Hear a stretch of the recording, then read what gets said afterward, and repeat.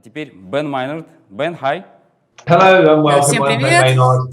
Добро пожаловать, меня зовут very Бен Мейнард. happy to be following up a very old friend of mine, actually, Philip Smith. И предыдущий спикер был моим старым другом. Nice together. Так, сейчас давайте я вам покажу презентацию. Сверху вниз, снизу вверх надпись на презентации. Сегодня я буду говорить про сверху вниз и снизу вверх. Так, сейчас я кое-что поменяю, подождите. Чтобы сразу видно мне вас тоже было. О, класс. Сегодня будем говорить про сверху вниз и снизу вверх. Это фраза, которую я часто повторяю в начале. Это в больших организациях очень-очень важно в течение последних 10 лет. What we are going to be looking at in particular is something like large-scale Scrum and looking at the one principle. Посмотреть на роли, которые занимают разные элементы. Важная идея – это связь низов и верхов в этом процессе. Я вам расскажу подробно, что я имею в виду. Давайте посмотрим сначала, почему люди вообще выбирают фрейм less. Это такая рамка скрама. Есть несколько причин, почему люди выбирают именно less, а не другой фрейм. Во-первых, это видимость. Люди хотят, чтобы видели их работу, начальники хотят понимать, что команда работает именно над теми задачами, которые считает руководство наиболее важными. Я работал и спрашивал, какой самый большой вклад внедрения LS в нашей компании. Они сказали, что я могу просыпаться каждый день и видеть, над чем каждая моя команда работает. Раньше у нас было много бэклогов, много слишком информации, и непонятно было, есть прогресс или нет на самом деле. Соответственно, теперь я могу просто утром прийти и посмотреть на все важные элементы, над которыми в данный момент ведется работа. Это огромное влияние имело на нашу компанию. Также выбирают, потому что им важно совершать выбор. Команды хотят выбирать сами, как они будут работать, какие фреймы они будут использовать. Начальство хочет контролировать порядок задач и приоритеты. И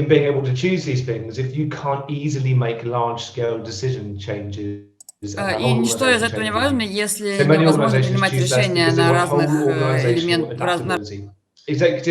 Want to pivot as much of the organization as they can do so that they have as many people working on the single highest value items. And by and large, what I found is that teams, what they want is they just want to be able to do all this without it being painful or unnecessarily burdensome. So the challenges.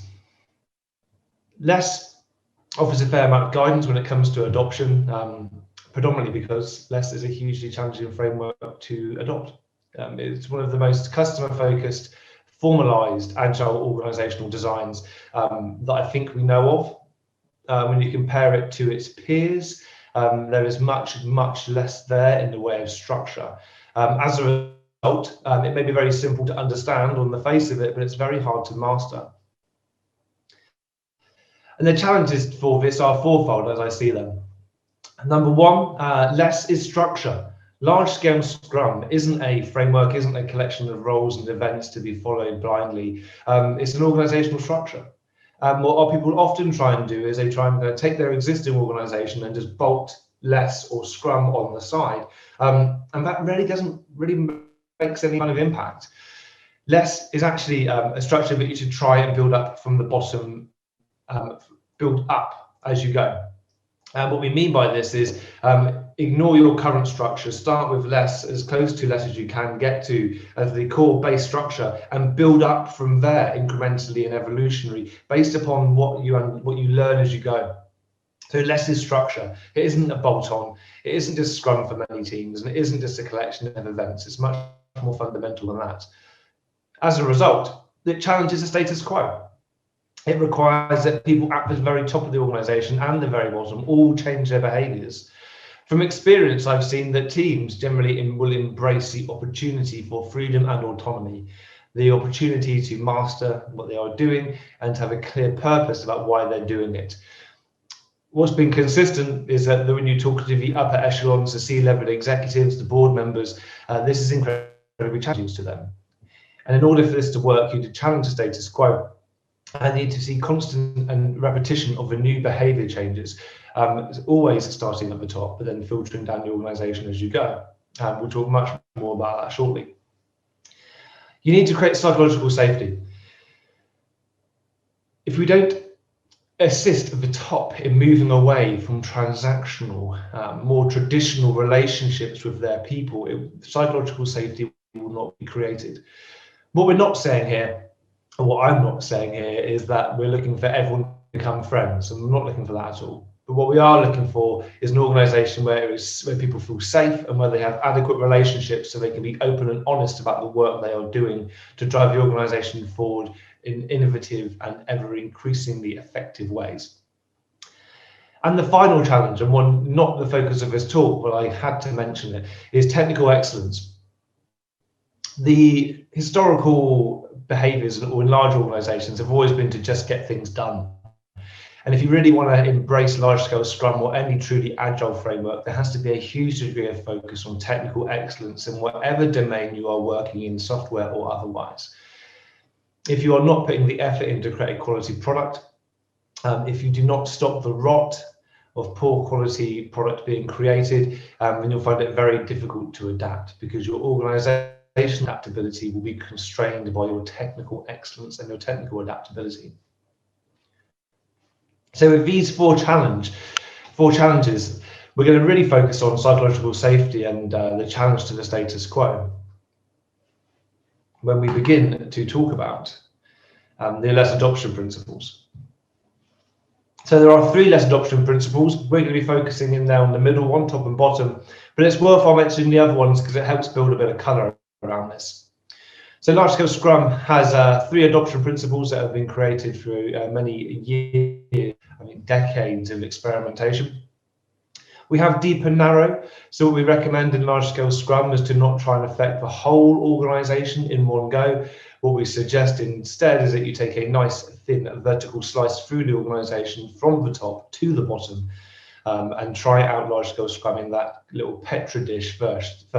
Run some experiments, find out what works, and grow that in an incremental, evolutionary way. This is particularly relevant to when we're looking at less huge, which has more than 8 teams. Top to bottom, which is going to be our focus today, both are needed. And the biggest challenge is always from the top. And we'll go into more detail on that shortly. And volunteering. Unless we believe there should be freedom of choice, people should be able to manifest their own destiny over time.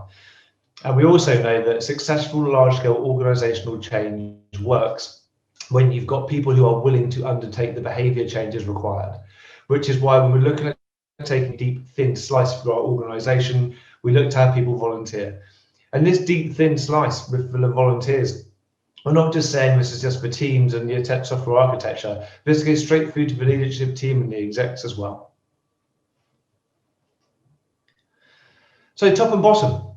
I've got a fundamental problem with the whole metaphor, the whole analogy of saying that we have a top and a bottom. I think if we look at the language that is used, generally speaking, I know this is in the English-speaking world, and I think it transcends across to other countries as well, which is we've got this idea of the bottom being very negative.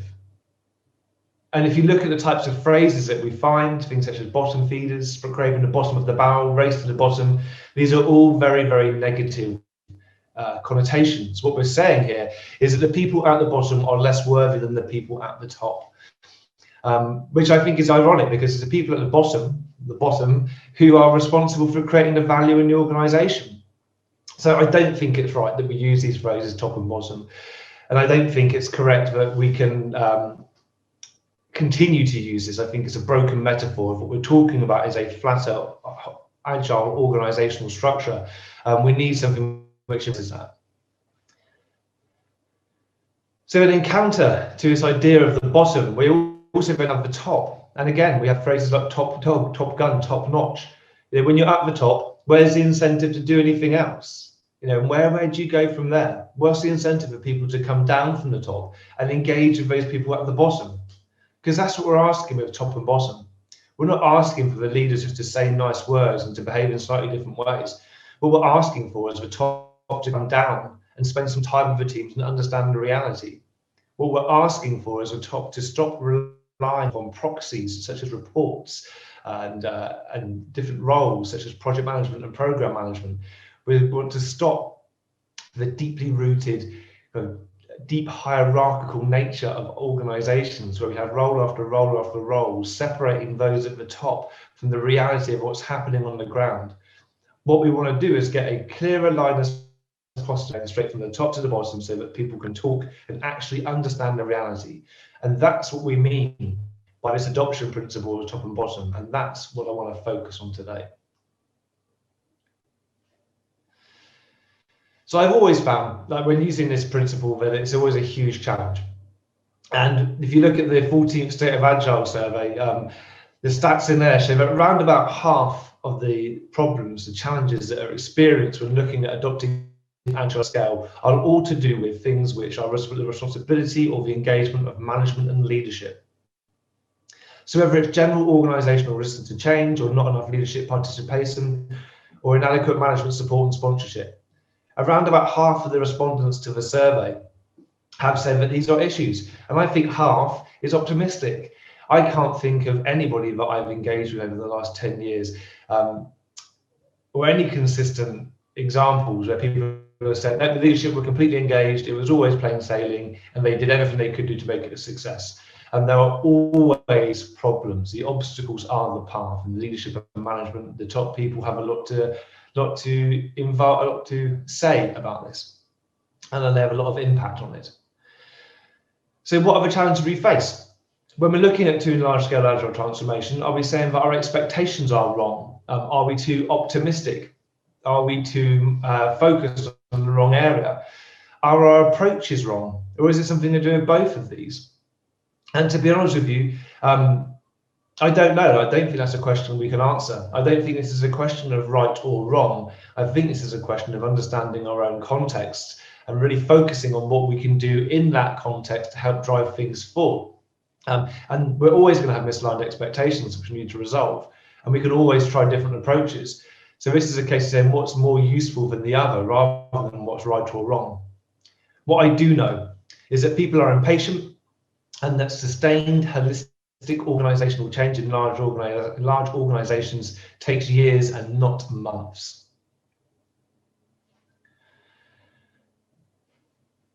So I wanted to make sure in this talk I gave you as much useful stuff as possible. I don't want to hear just kind of regale old stories and kind of cover some conceptual stuff that you could read elsewhere. I want to give you something that you can go ahead and use, and I want to start that now.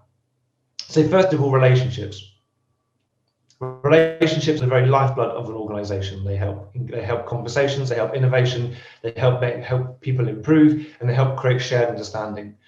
And what we are looking at in our world is a world where, generally speaking, in very large organizations or large organizations, we focus on this idea of level one traditional relationships, which are transaction and role based. It's supervision, and this is most forms of professional helping relationships.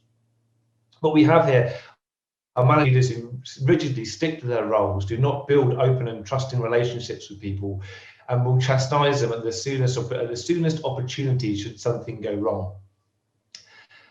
What I've seen work time and time again is when the leadership and the teams both take on a level 2 style relationship. What we're talking about here are more personal, cooperative, trusting relationships, like friendships and effective teams, but we are not saying here that we all have to be friends. We're not saying here we have to know the ins and outs of each other's lives.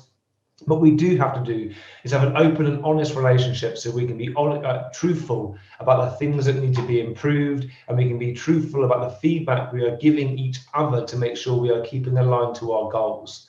If we don't have these trusting relationships, if we can't openly and honestly, then we will not see the sustained behavioral change that's required in large-scale agile transformations. So let's talk a little bit about a case study I've called this one Big Bank 1. You may be able to guess what this one is if you happen across any of my case studies. And it was a huge challenge. We had many technical components. The piece of software that we were delivering had, I think, 60 upstream and maybe 40 downstream components, other applications in the organization. Because effectively, we were taking a huge amount of data from all over the organization, performing some calculations, doing some manual processes around that, and then outputting that information to regulators and to internal consumers. So this meant there was a huge solution. I would probably hazard a guess and say that if you looked at every single person that was involved in delivering this, we would be getting close to maybe 5,000 or 6,000 people in its entirety. It was big. And as a result, we had a mixture of competing senior voices. There was rarely a single shared goal that bound everyone together. Everyone was in it to protect themselves, to cover their own asses. The organizational structure at that time was very hierarchical. It was very traditional. And so, of course, people were rewarded based upon how they protected themselves and how well they did, rather than how well we all did. And that was a problem. And with this different motivations for the team, and because we had some very strong organizational change personas, which I'll come to next, who were leading the change, all the teams were derivations of their leader, which was not a positive thing. So what I found through all of these experiences are that there are a number of personas which really keep reoccurring. And in this particular Big Bang 1, I'm going to cover off a couple that were the most painful for me. And it's these personas, right? It's these types of people and these types of behaviors that make top and bottom so difficult. So, first of all, the rescuer. This is the type of leader where they see themselves as being absolutely fine, but they don't see you as being fine. So if it's summarized as I'm okay, you are not okay. The problem with the rescuer is they disregard or seemingly do not value other people's skills. And you can hear them saying things like, you know, you brought this on yourself. I told you weren't capable. The classic always that we always heard was the teams aren't capable of doing this. You're wrong to try and attempt this agile transformation. And then this gives them an opportunity to then come in and show how good they are. The rescuer will shield information from the people that need it the most, and which will mean they will avoid getting any forms of feedback about the things they're doing well and the things they're not doing well. Now, from a psychological perspective, there's various thinking traps that they could be falling into, which you can see here. Whether this is the feeling that they're always right, whether they attach labels to teams or to parts of the organization for failures that they made once upon a time, whether it's filtering, they're filtering out anything positive and just looking at the negatives to take the humanity away from the problem. Now, this persona is so prevalent because organizations tend to reward the people with the most intelligence and the people that are seen to be the best individual performers. And one of the surefire ways of helping to deal with this situation is to begin to shift the conversation towards the holistic goals rather than the individual goals. So this is the rescuer. Now, worse than the rescuer was the persecutor. This is the person who, again, doesn't really value other people's worth, but they are very, very quick to persecute people and to push the blame onto the people that are trying to change the most. These are the people that aren't up for the change in any way. And what they will do, they'll take any opportunity to publicly or behind closed doors point the finger and persecute others, making them victims. And with no rescuer on hand, this is a very difficult situation to deal with. What you can do with the persecutor is to try and help them and coach them and guide them to ask for what they want rather than attacking people. Encourage them to be flexible. Work with the persecutor and their peers to maximize the flexibility in their judgment and to be able to kind of take things in a little more of a less accusatory way.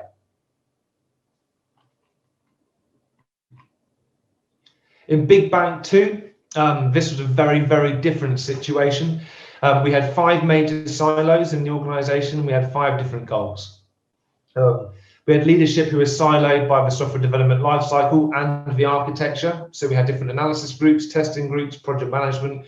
We also then, within that, we had a different like front end and back end effectively. So it was incredibly complex organizational design.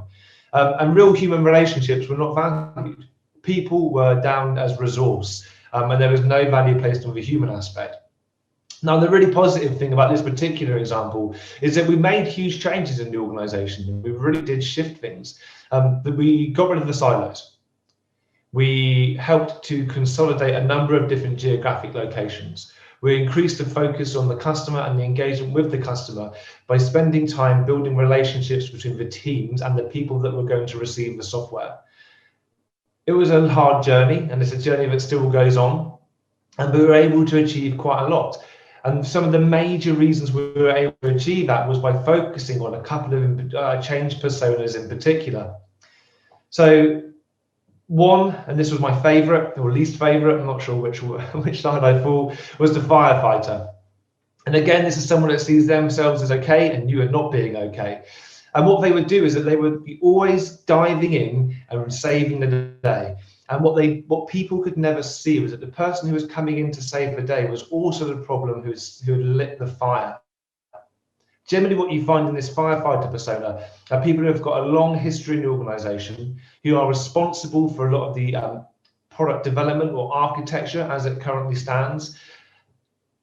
And if the person is coming in and firefighting all the time, what that's saying is that there's something not correct or something that could be better with the architecture and the quality of the product that's been designed. So because it's always breaking, because there's always a problem, the firefighter always rushes in to save the day. And you can hear them saying things. And the favorite one was saying, oh, I should be going home, but instead I'm cleaning up their mess. This doesn't help. So again, with the firefighter, it's about being flexible. And also, I believe with the firefighter, and with all of these personas, it's about finding a way to deliver the cold, hard truths to them in ways that are public. So the firefighter is also another form of rescuer. And what really characterizes a firefighter is the fact that they probably lit the fire in the first place. But by building strong relationships with the firefighters, by helping people see that the teams are producing good work and making, doing good marketing and PR around the positive aspects of what we're doing, what we found is that the firefighters didn't have much place to many things to accuse people of anymore, and would gradually find ways to get involved with the teams because they found it beneficial for them to do so. The firefighter will only continue fighting fires whilst it's beneficial. And the publicly indifferent. And this is one of the most dangerous. Now, and probably one of the ones that I've had the most experience with.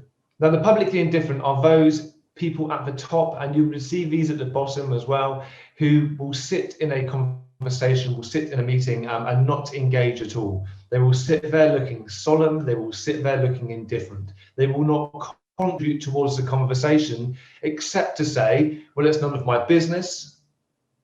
It's your problem, not mine. I don't care either way.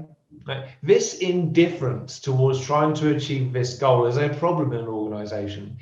Even if the organization is heavily siloed, and this person has been publicly indifferent, seemingly has little to do with the change we're trying to enact. And the leadership team level, when you have a peer who isn't on board, who isn't actively supporting the change, then you have a problem, because they're going to be sending that message down to everyone in their organization, implicitly or explicitly. So with the publicly indifferent, what you need to do is exercise and execute what I would call selective transparency, which is choose the right things to make transparent in the right group situations so that they cannot avoid sharing their opinion.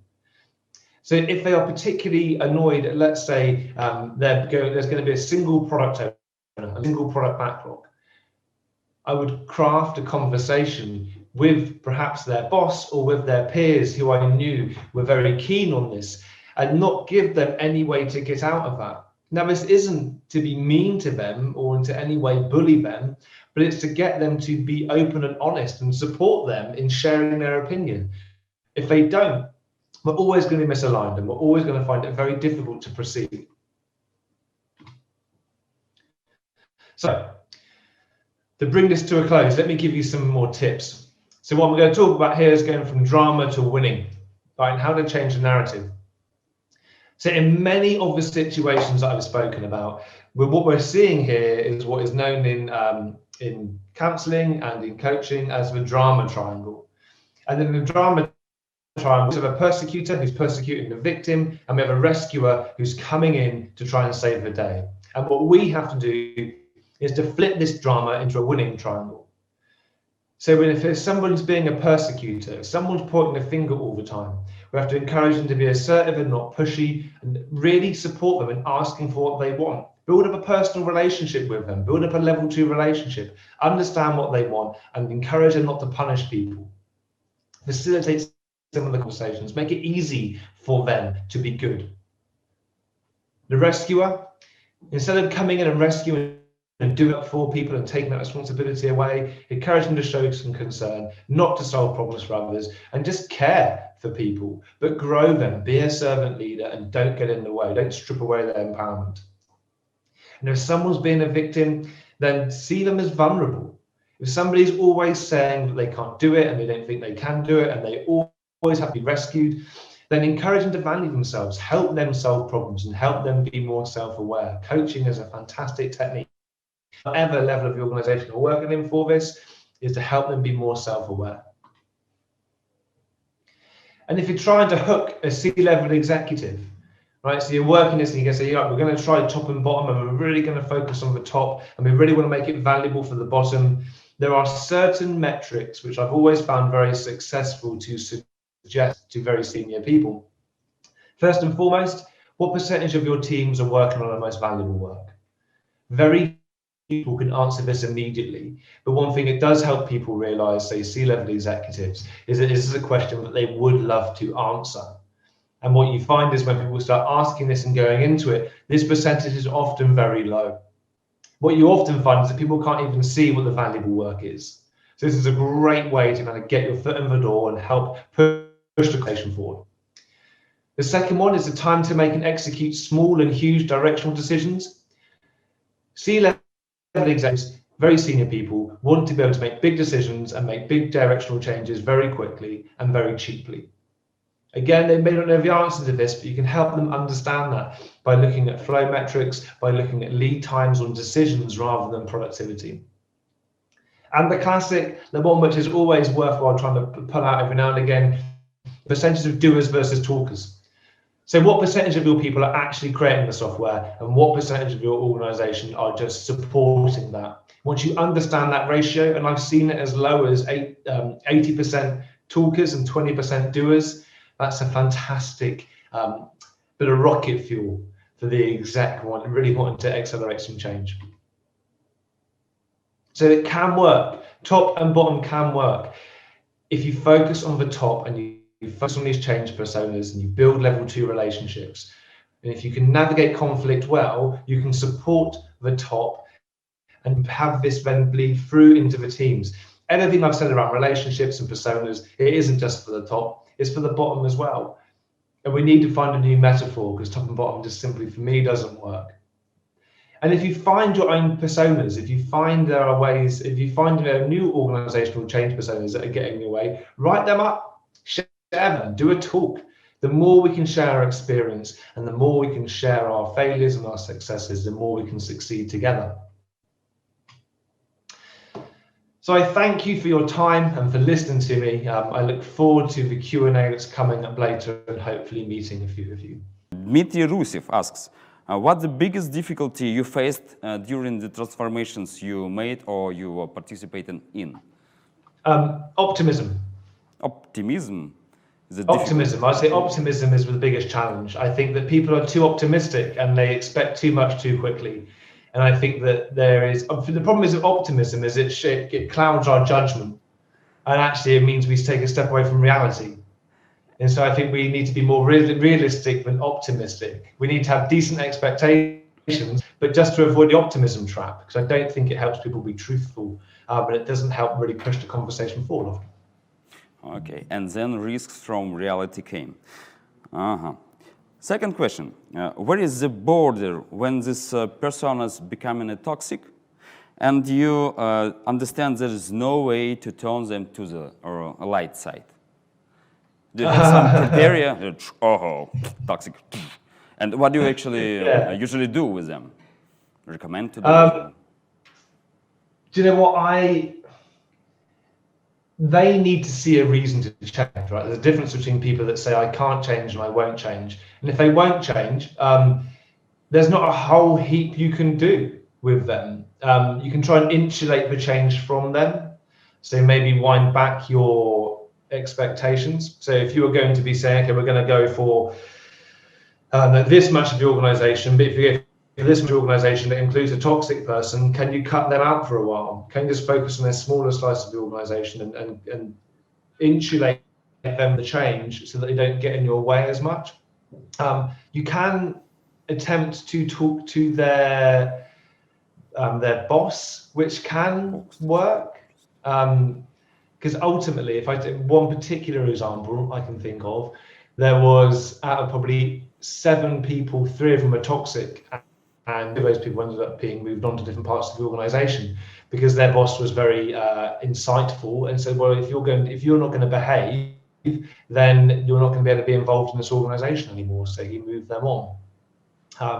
So either insulate them, find a way to expose their toxic behavior to their boss so their boss can move them on or help them to change, or find a different gig. But there is no way that you can force people to change if they don't want to change. And the motivation therefore, and they have to accept that they can actually change their behaviors in some way. Thank you, Ben. Так, я не понимаю в эфире. And another question, what to do in case there is a persecutor on exec level? It's Maxime asks, what to do? Yes, you see that all too often. I've always found the persecutor role the most difficult to deal with personally, because I think that a lot of people who get involved in organizational change in the agile world do it a lot of the time because they want to help people. And when you see somebody persecuting a group, a team, an individual, and you feel it's unfair, then you want to dive in and rescue. I think that sometimes what can really challenge a persecutor is cold data. So I would say that arm yourself with the most recent statistics that help support your narrative. Persecutors will often elaborate, but often make emotional decisions. They'll also make broad generalizations about what's going on in the organization, and you can challenge that with some data. And I think getting on the front foot of some of the messaging and the communication can really help. Once you understand a persecutor and you know what makes them tick, you know the kind of things they're going to try and attack. So I would say arm yourself with good data.